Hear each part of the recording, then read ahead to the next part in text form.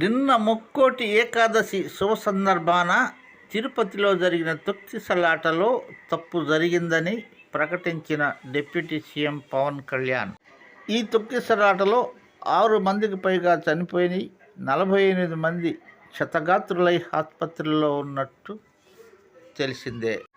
ఈ తొక్కిసలాటపై సమగ్ర విచారణ జరగాలని, ఈ తొక్కిసలాట ఘటనపై టీటీడీ ఈఓ శ్యామలరావు గారు, అడిషనల్ ఈఓ వెంకన్న చౌదరి గారు బాధ్యత వహించాలని కుండ బద్దలు కొట్టినట్టు చెప్పిన డిప్యూటీ సీఎం పవన్ కళ్యాణ్ గారు.